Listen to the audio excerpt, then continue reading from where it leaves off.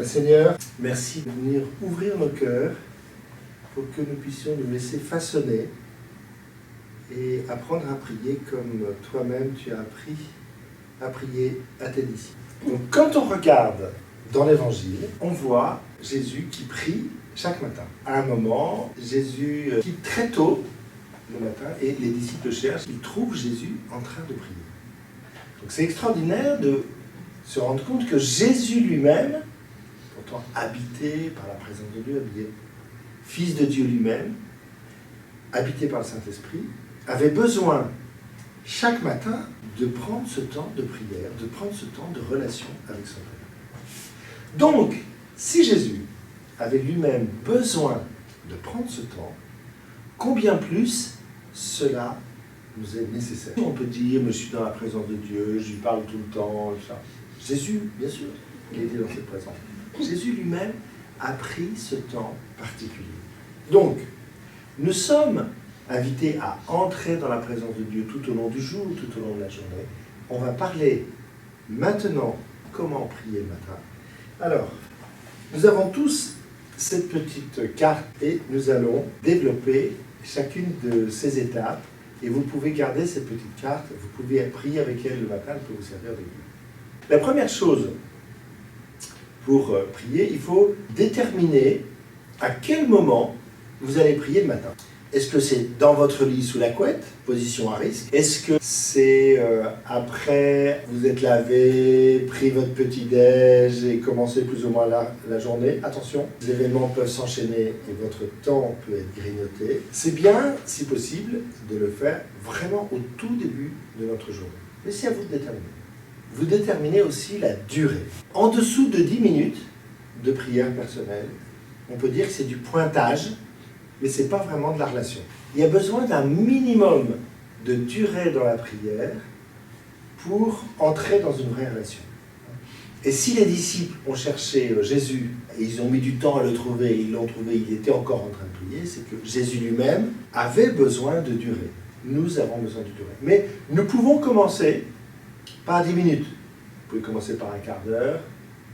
Certains ont besoin d'une demi-heure, d'une heure. Et la position, je peux être assis sur mon lit, je peux être assis ailleurs, je peux être à genoux, je choisis la position qui va m'aider à prier.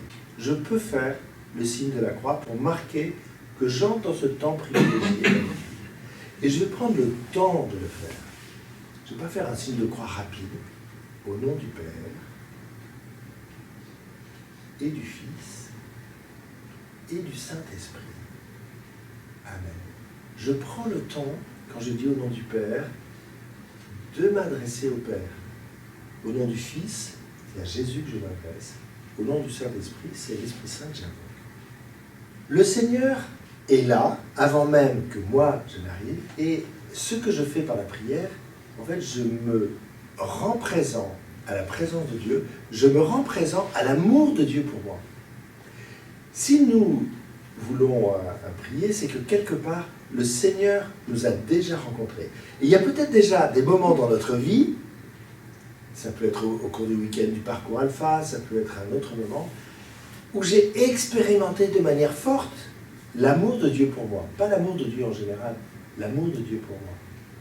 Eh bien, une manière de m'aider à m'établir dans la présence de Dieu, c'est de me rappeler cet amour intense de Dieu pour moi que j'ai expérimenté à un moment donné de ma vie, et je me souviens de cela parce que le Seigneur est le même hier, aujourd'hui et demain, et l'intensité de l'amour de Dieu que j'ai perçu à un moment donné pour moi, il est le même, cet amour est de la même intensité aujourd'hui pour moi, ce matin pour moi. Donc moi je fais souvent ça, je me rappelle ces moments intenses de l'amour de Dieu. Et je commence par me rappeler cela, avec cette certitude que le Seigneur ne peut, même de cette même intensité, maintenant, au moment où je me mets en présence de lui.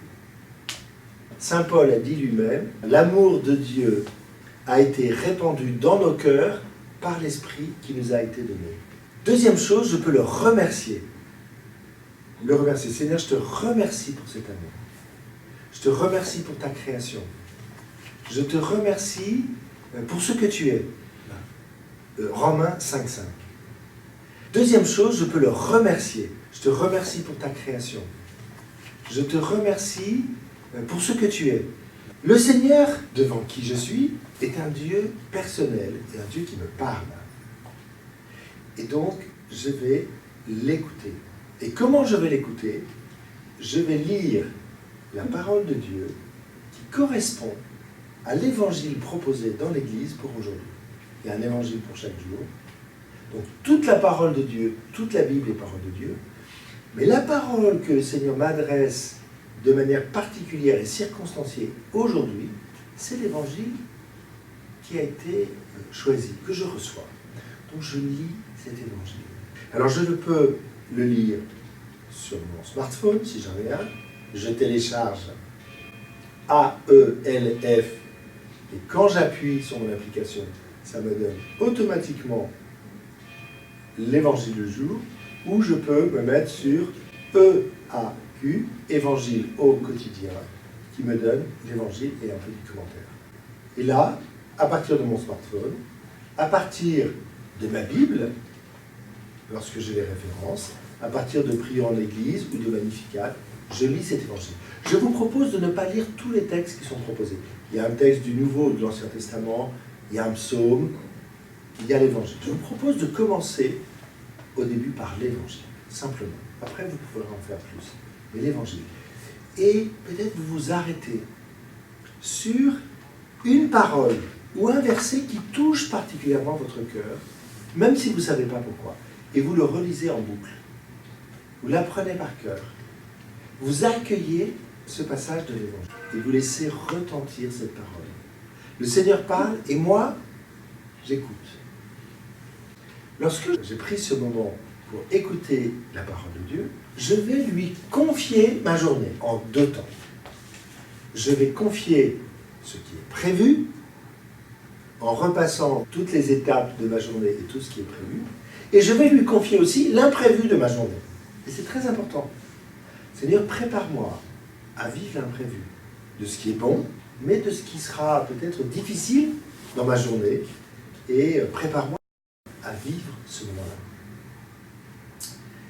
Donc, je prends mon agenda et je déroule ma journée, les rendez-vous qui sont prévus, ce que j'ai à faire, les personnes que j'ai à rencontrer. Je déroule ça, je te présente, Seigneur, cette personne, ce rendez-vous, cette tâche à accomplir, ce téléphone à donner, ce mail à envoyer. Seigneur, prépare mon cœur à vivre cela.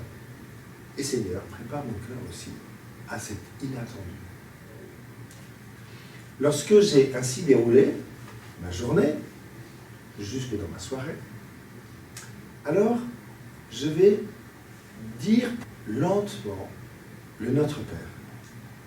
Je vais prendre le temps, comme j'ai pris le temps de faire le signe de croix au début lentement, je vais dire le Notre Père. Avec toute la richesse, parce que notre Père, dans le Notre, c'est avec tous ceux que je connais que je dis Notre Père. Mais c'est aussi, je suis touché, par exemple, ce qui se vit dans le village de Biot, eh bien Notre Père, je le dis avec tous les gens du village. Mais peut-être que je le dis aussi avec les gens du monde entier. Du monde entier. Seigneur, je me sens solidaire de tout ce qui se passe dans le monde. Notre Père, qui es aux cieux, que ton nom soit sanctifié, c'est-à-dire que ton nom soit connu. Que ton règne vienne en même temps, que ton règne vienne aussi par moi. Donc je me rends disponible à agir pour le règne de Dieu. Que ta volonté soit faite dans tout ce que je vais faire, dans ce qui est prévu, dans ce qui est imprévu. Donne-nous aujourd'hui notre pain de ce jour très concret. Pardonne-nous nos offenses. Voilà. Je vais dire chacune de ces paroles habitées par mon concret, mon quotidien. Et puis lorsque j'ai dit le Notre Père, eh bien je vais terminer à nouveau en faisant le signe de la croix, au nom du Père, et du Fils, et du Saint-Esprit.